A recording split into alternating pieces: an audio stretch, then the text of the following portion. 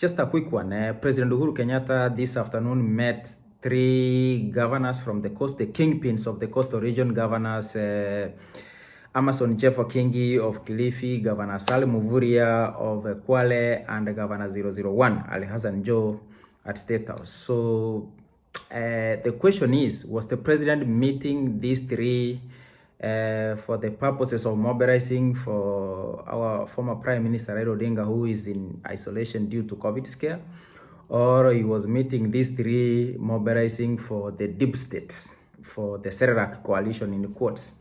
So your guess is as good as mine. Prime Minister Raila Odinga needs to do proper organizing.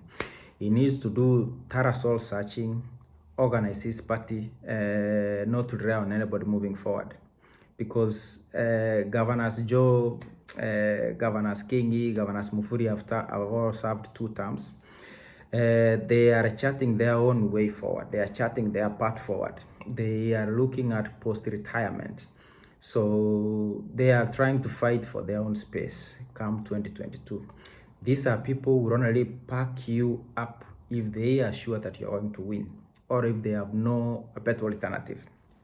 So for Jacom to continue enjoying the support of these governors, he needs to put in place a very strong machinery that attracts people to his coalition. But as we speak now, you can see that there is nobody mobilizing for Jacom. Since he's in isolation, there is nothing actually happening. Governor Paranya, since he was vanquished in Matungu, is nowhere. By the way, Oparanya does not have any cloud beyond Kakamega. He can't mobilize in Kakamega, he can't mobilize anywhere, so he's done. Joho, yeah, he has the oomph, but looks like he has slowed down since 2017, and he's fighting for his own life. He's battling for himself. So there are questions on what happens. How does it work out for Jacom, especially now that the deep state is busy rolling out various action points that seem to be undermining his candidature 2022. They are trying to produce him into giving in and supporting a certain candidate from the so-called Serra coalition. So anyway, the aim of this conversation is that ODM is being pushed to a corner. They don't seem to have a proper game plan rolled out, but as it were, even lack of a plan is a plan in itself.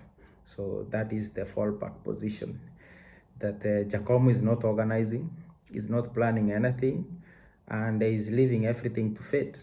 That there'll be some realignment coming up, and they'll pick a few influential people to run around with. Although I think the politics of 2022 have actually changed.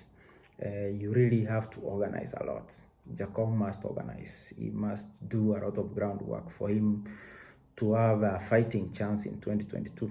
Otherwise, he's going to be subdued to a negotiating table and be offered peanuts in exchange to say Mudavadi Tosha or something else. So yeah, it's actually very interesting to see how the dynamics will reshape going forward. How will ODM crawl out of this deep hole it's just dug itself into? Because the handshake, actually, it may have been, it had some advantages, but I think critically looking at it and where we are as a country, and looking at the masses who are suffering under the economic ruins of Jubilee, you realize that the handshake is more of a curse on Jacom and ODM than a blessing.